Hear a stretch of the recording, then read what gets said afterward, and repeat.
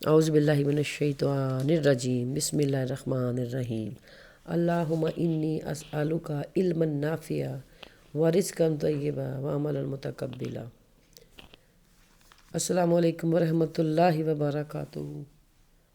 اللہ کریم اپنی نعمت یاد کرواتے ہوئے فرماتے ہیں، یا بنی اسرائیل اذکروا نعمتی التی انعمت علیکم انی فضلتکم علی العالمین۔ اے اولاد یعقوب، یاد کرو وہ میرا وہ احسان جو میں نے تم پر کیا اور سارے زمانے پر تمہیں فضیلت دی۔ جب یہ وادی طی میں گئے تھے تو وہاں صحرا تھا، نہ درخت تھے، نہ کھانے پینے کو کوئی سامان تھا۔ بنی اسرائیل نے کہا کہ موسیٰ ہم یہاں کیسے رہیں؟ تو اللہ پاک نے ان پر بادلوں کا سایہ کیا۔ وہ جہاں بھی چلتے تھے بادل ان کو سایہ کرتے تھے۔ اب کھانے پینے کے لیے ان کو من و سلوہ دیے۔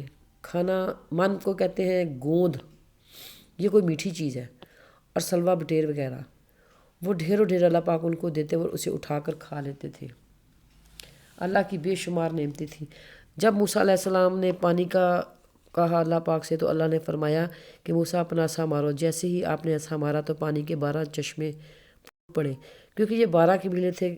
یہ 12 قبیلے اس لیے 12 چشمے اللہ نے دیے تاکہ کسی قبیلے میں لڑائی نہ ہو اور ہر قبیلہ اپنا اپنا چشمہ پہچان لے۔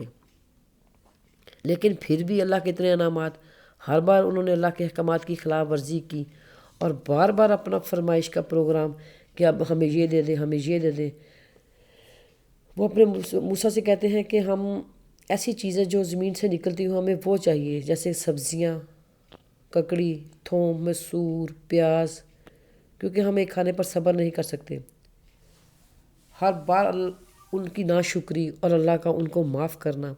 ایک دفعہ موسیٰ علیہ السلام اپنی قوم کو، وہ 2 پہاڑوں کے درمیان ایک وادی ہے، تورا کا حکم سنا رہے تھے، تو انہوں نے کہا کہ ہم کچھ حکم تو اللہ کے مانیں گے، کچھ نہیں مانیں گے۔ تو وہ دونوں پہاڑ زور سے لرزے تھے۔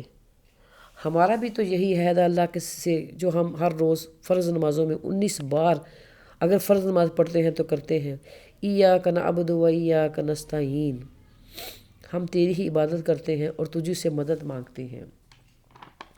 جب انہوں نے کھانے کے لیے کہا کہ ہمیں یہ سبزیاں وغیرہ چاہیے تو اللہ نے فرمایا اتستبدلون الذی هو ادنی بالذی هو خیر، ادنا چیز کو بہتر کے بدلے مانگتے ہو، چلو جاؤ مصر میں، یہ جو تم نے مانگا ہے وہ سب وہیں ملے گا، لیکن جیسے ہی بستی میں داخل ہوتے جاؤ دروازے سجدہ کرتے جانا، اور حتتن، یہ ایک بخشش کا لفظ ہے، کہتے جانا۔ لیکن انہوں نے شرارت سے پھر حتتن کی جگہ خطتن کہنا شروع کر دیا اور اس کا مطلب ہی بدل دیا۔ اللہ پاک، آپ نے ہمیں بہت سی نعمتیں دی ہیں، ہم آپ کا شکر ادا کرتے ہیں ان ساری نعمتوں کا جو آپ نے ہمیں دی ہیں، اور آپ ہی سے مدد مانگتے ہیں اور اللہ آپ ہی کی عبادت کرتے ہیں۔ ہمیں معاف کرنا، کیونکہ ہماری زندگی ہی کتنی ہے، ہماری تھوڑی سی تو زندگی ہے، ہم اس میں کتنے اعمال کر سکتے ہیں۔ آخرت کے دن ہم نے جب بخشے جانا ہے تو اللہ پاک یہ آپ کا رحم ہی ہوگا، ورنہ ہمارے اعمال تو ایسے نہیں ہیں۔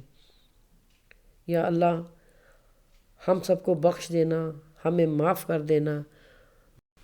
اللہم اغفر لنا قبل الموت وارحمنا عند الموت ولا تعذبنا بعد الموت ولا تحاسبنا یوم القیامت انک علی کل شیء قدیر۔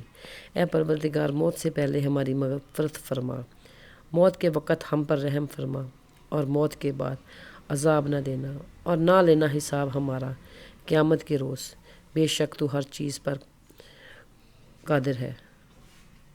آمین یا الہی آمین۔